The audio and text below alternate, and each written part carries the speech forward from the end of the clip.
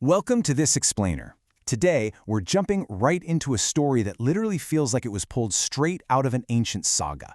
We're talking about how a domestic cat became deeply, permanently intertwined with the epic mythology of the Norse gods.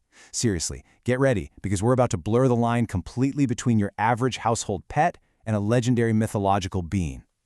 Okay, we're going to anchor ourselves right away in the 13th century. This is from the Prose Edda, compiled by the Icelandic scholar Snorri Sturluson. Now, it is absolutely crucial to understand that we aren't talking about modern marketing here just to sell cute, fluffy cats. This is recorded history. It's preserving ancient oral traditions that are even older than the manuscript itself. In fact, this is the only domestic cat explicitly named in the stories the Norse people told about their gods. So, it really begs the question, right? How exactly did a simple farm cat, an animal whose main job was catching mice, manage to enter the grand cosmic Viking sagas? Well, to answer that, we need to step away from the dusty ancient texts and look at the living legend that shaped an entire culture. Section 1. The Magic of the Prose Edda. Let's dive right into this. The Prose Edda is essentially the foundational text for almost everything we know about Norse mythology today, and it was Snorri Sturluson's massive compilation work that officially elevated the Norwegian Forest Cat from a barnyard mouser to a documented participant in the realm of the gods. These cats weren't just some borrowed symbol, they literally belonged to the frozen Scandinavian landscapes and local legends. Section 2. The Chariot of the Goddess Freya.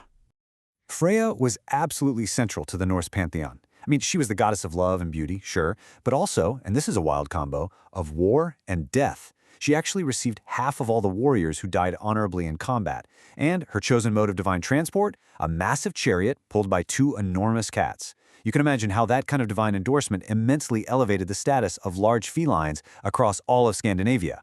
Now, what's really fascinating here is the boundary between literal fact and modern academic consensus. The original 13th century text only mentions large cats. It doesn't specify color or breed.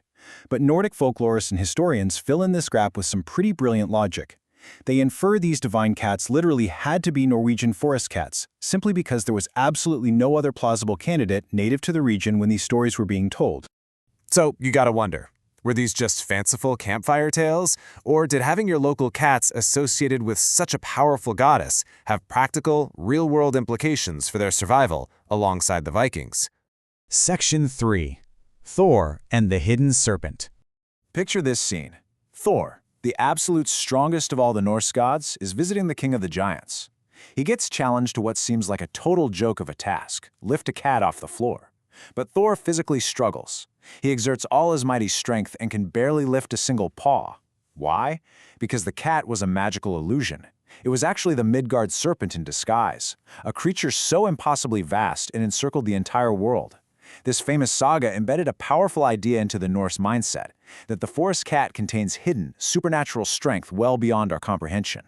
Section 4. The Mysterious Huldrekatt. Stepping down from the cosmic halls of the gods, let's talk about the dense, dark Norwegian woods. Local folklore talked a lot about the huldrekatt, which roughly translates to fairy cat or hidden cat. People viewed this mysterious creature as a forest guardian, a spirit that could scale sheer stone walls and just vanish without a trace, deliberately choosing exactly when and to whom it would reveal itself. And this brilliantly illustrates how pre-scientific Vikings interpreted actual physical biology as straight-up magic. See, the Norwegian forest cat has a super unique anatomy, including these incredible rotating hind ankles. That means it can run down a tree trunk head first. They're one of the only breeds in the world that can do that. If you're a medieval traveler in the woods and you see a massive cat sprinting head first down a pine tree and vanishing into the brush, yeah, you'd think it was fairy magic too. Section 5. Divine Protection and Survival. Remember earlier when we asked if this was just a myth? The answer is a resounding no. Having that divine connection was a literal survival mechanism for these animals. Down in southern medieval Europe, cats were often associated with witchcraft and faced terrible persecution. But up in Scandinavia, totally different story. Offending a cat meant you were offending the goddess Freya herself.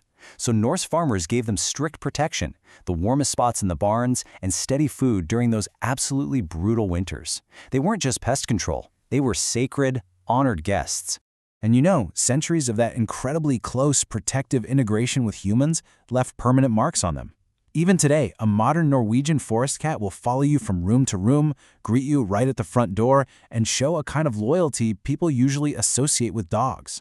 They definitely still have that old huldrekatt trait of being a bit selective about their humans, but once they choose you, that loyalty runs deep. It is literally cultural history shaping modern behavioral genetics. Section 6. Norway's National Cat.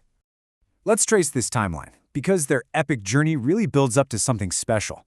We start way back with their origins in the Viking Age, before they get immortalized in the Prose Edda around 1220. Fast forward a few centuries, and things got pretty dark. They reached the absolute brink of extinction during World War II in the 1940s. But thanks to some fierce, dedicated conservation programs, the breed bounced back. They achieved formal recognition in 1977, and the absolute pinnacle came in 1979 when King Olav V himself officially crowned this lineage as the national cat of Norway. Pretty amazing comeback, right? To put all of this into perspective, let's just do a quick objective comparison. Other gorgeous cold-weather breeds, like the Siberian or the Maine Coon, definitely shared that large, rugged build and those thick winter coats. But the Norwegian Forest Cat is completely 100% unique in its heritage. It has verifiable, written mythological roots in the Prose Edda. It is the only breed out there directly linked to a named deity in an organized religion, backed up by an 800-year-old textual record. And that wraps up our explainer, but I do want to leave you with one final provocative thought. The next time you're just chilling with a domestic cat, especially if it's a big, fluffy one staring intensely at you, ask yourself, do the wild, ancient instincts of the huldrekatt, the hidden immense strength of the Midgard Serpent, or the divine grace of Freya's guardians still hide just beneath the surface, just waiting for the exact right moment to reveal themselves? Thank you so much for joining me today, and I'll see you next time.